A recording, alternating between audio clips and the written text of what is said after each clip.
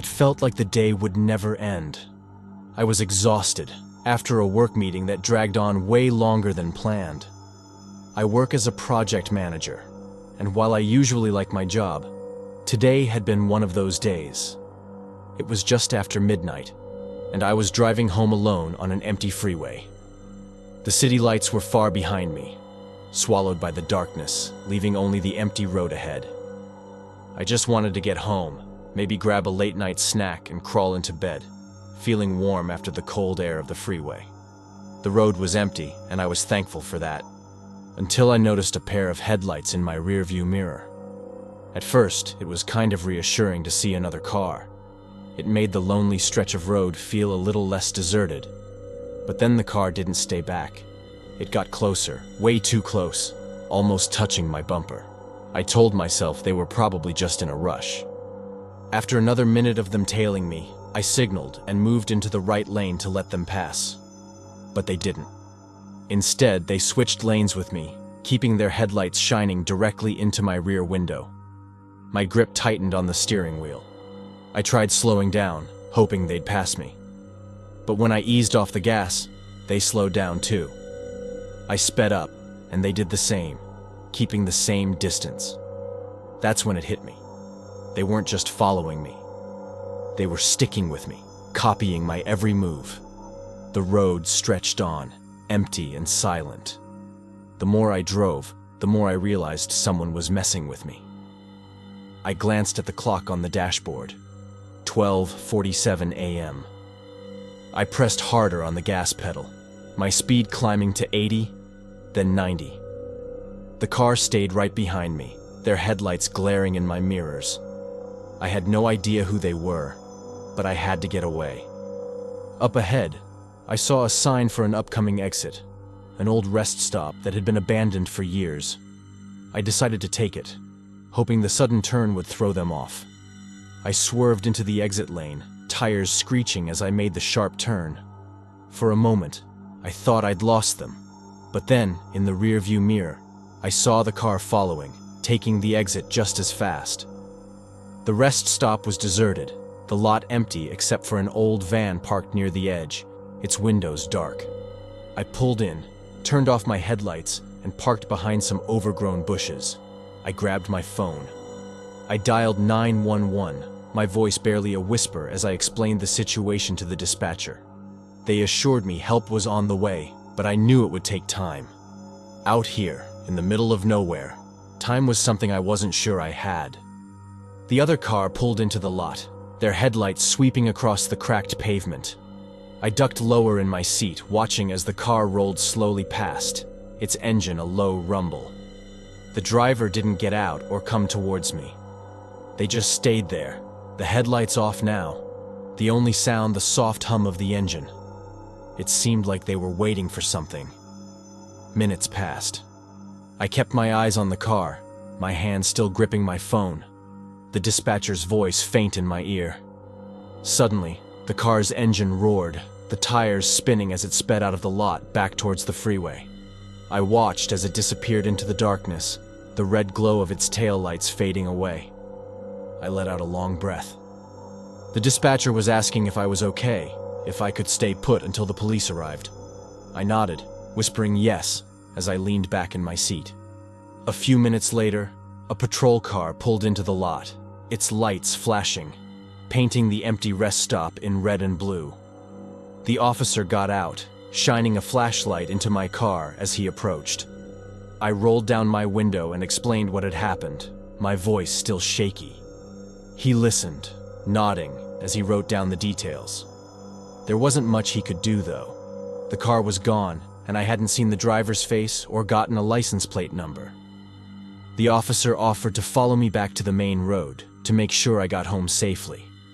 I agreed, grateful for the company, even if it was just for a few miles. As I pulled back onto the freeway, the patrol car right behind me, I kept glancing in my mirrors, expecting to see those headlights again. But the road stayed empty, the freeway stretching out in front of me, a dark, endless path leading back home. It was almost 1:30 a.m. By the time I pulled into my driveway, the patrol car giving a quick flash of its lights before continuing down the street. I sat there for a moment, the engine off, the silence of the night settling around me. I'd never forget that drive, being followed by someone I couldn't see. It was the kind of experience that stayed with you, always there in the back of your mind. And as I finally stepped out of the car and headed inside, locking the door behind me, I couldn't shake the thought that somewhere out there, that car was still driving.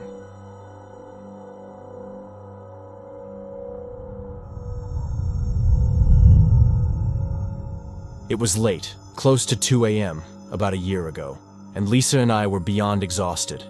We were driving down Route 66 in Arizona, a lonely stretch of highway. We had just left our friend's wedding, still in our fancy clothes, and all we wanted was to reach the motel and crash. The reception had been wonderful, filled with laughter, dancing, and good times with friends, but the long drive back was draining us. The highway was empty, and the darkness covered everything except the small patch lit by our headlights. We were both struggling to stay awake. The darkness seemed endless. Suddenly, headlights appeared in the distance, swerving across the road. I squinted, trying to figure out what was going on. It was a car, its lights all over the place, weaving dangerously before skidding and tumbling into the ditch. Lisa's voice broke the silence as she asked if I saw it. I nodded, already slowing down. We had to help. I pulled over to the shoulder and we both got out, the cold night air hitting us immediately. I grabbed my phone and started dialing 911 as we hurried toward where the car had crashed. Lisa was right behind me, her flashlight cutting through the darkness. When we got to the spot where we'd seen the car go off the road, the grass was flattened, and the smell of burnt rubber hung in the air. A clear path led down into the ditch, with broken branches and disturbed dirt showing where the car had tumbled. But there was no car. I looked at Lisa, feeling just as shocked and confused as she looked. "Where's the car? Did we really see it?" she whispered. I nodded, still scanning the area. There were tire tracks, proof that something had definitely gone off the road, but the car itself was gone. The dispatcher on the other end of the line was asking questions, but I didn't even know what to say. I told them there'd been a crash, but we couldn't find the car, only the tire tracks. The dispatcher paused, then said, "Stay where you are. We're sending an officer to your location."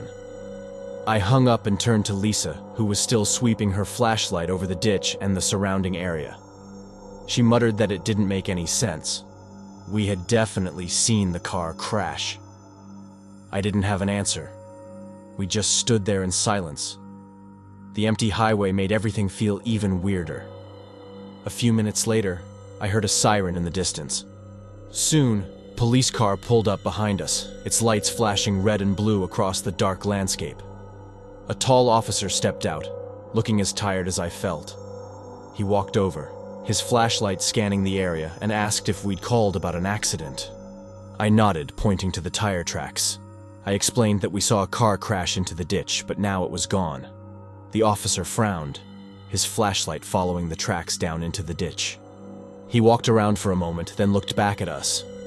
"Are you sure about what you saw?"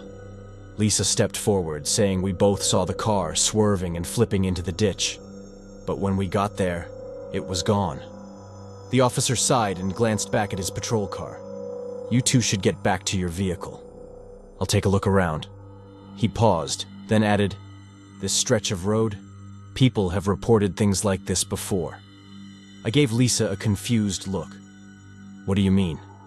The officer hesitated, then spoke in a quieter voice. "There was a bad accident here on Route 66 about 10 years ago. A car went off the road just like you described. The driver didn't make it. Ever since then, people have reported seeing a crash, but when they go to help, there's nothing there." Lisa moved closer to me, asking if we had seen a ghost. The officer shrugged, his expression unreadable. "I don't know what you saw, but there's nothing here now, and there hasn't been for a long time."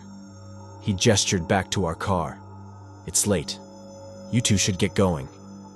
Lisa and I exchanged a glance, then slowly made our way back to the car. The officer stayed behind, his flashlight sweeping the ditch one last time. I started the engine, my hands shaking as I gripped the wheel. 𝗬𝗂 was silent, staring out the window. As we pulled back onto the highway, the road ahead seemed even darker now, the headlights barely cutting through the night. I glanced at 𝗬𝗂, her eyes still fixed on the passing landscape. "Do you think it was real?" she asked, her voice barely audible over the hum of the engine. I didn't know how to answer. I don't know. But whatever it was, I'm just glad we didn't find anyone. 𝗬𝗂 nodded, her eyes on the road. We drove in silence for a long time, the dark highway stretching endlessly ahead. The flashing lights of the police car eventually disappeared in the rearview mirror, leaving only the empty road behind us. Hours later, when we finally reached the motel, I still couldn't shake the uneasy feeling. As we checked in, I glanced out the window, half expecting to see those headlights again. The officer's words echoed in my mind. A ghost crash, forever replaying its tragic end. I closed the curtains, hoping to shut out the memories of the night. Had we really witnessed something from the past? Or was it just exhaustion messing with us?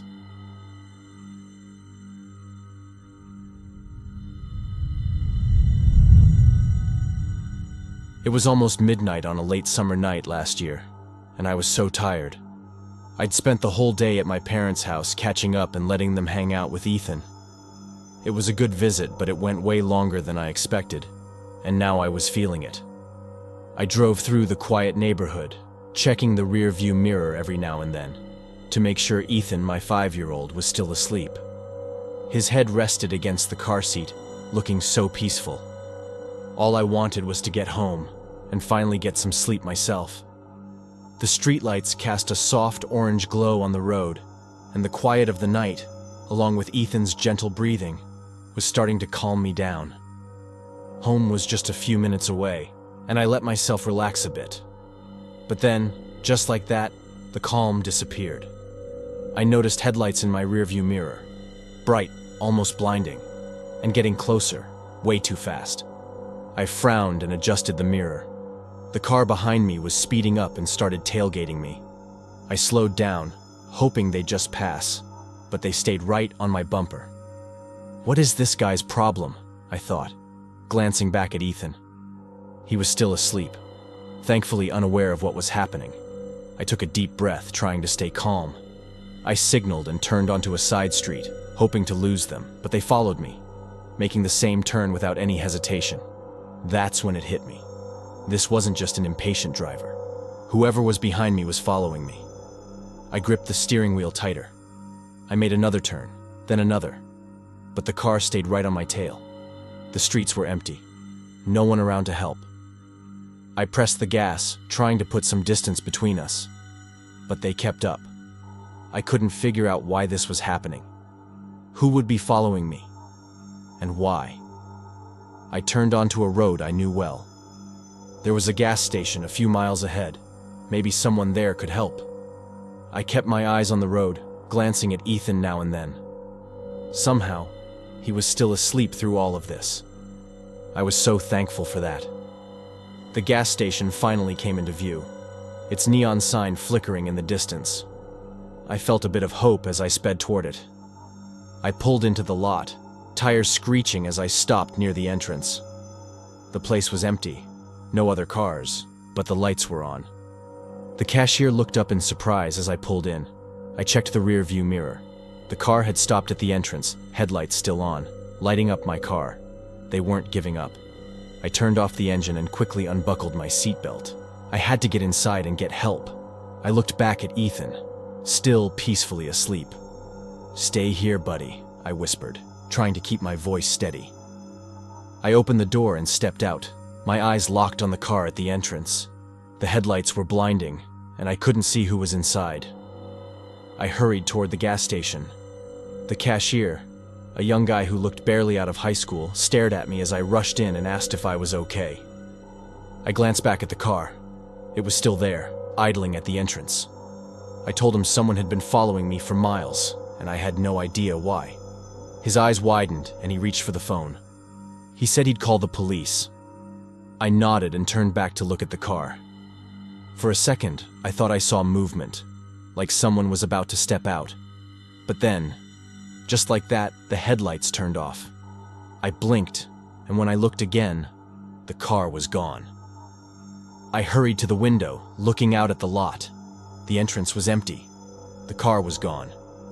The cashier was on the phone, talking to the police, but I could barely hear him over the sound of my own heartbeat. I ran back outside, scanning the road. There was nothing. No taillights, no sound of an engine, just the empty street. I rushed back to my car, opening the door to check on Ethan. He was still asleep, his small chest rising and falling steadily. I let out a breath as the adrenaline started to fade. I had no idea what had just happened, but I knew I needed to get home. Fast. The police showed up a few minutes later. 2 officers got out of their car and walked over. I explained everything that had happened, and they listened. They checked the area, but there was no sign of the car. One of the officers nodded as I finished. We've had reports like this before. People being followed, only for the car to vanish. Always late at night, always on these empty roads. I stared at him, my mouth dry. What does that even mean, I wondered. He shook his head. We don't know. Could be someone playing a sick joke, or something else. But you're safe now. We'll follow you home to make sure you get there. I nodded and got back in my car.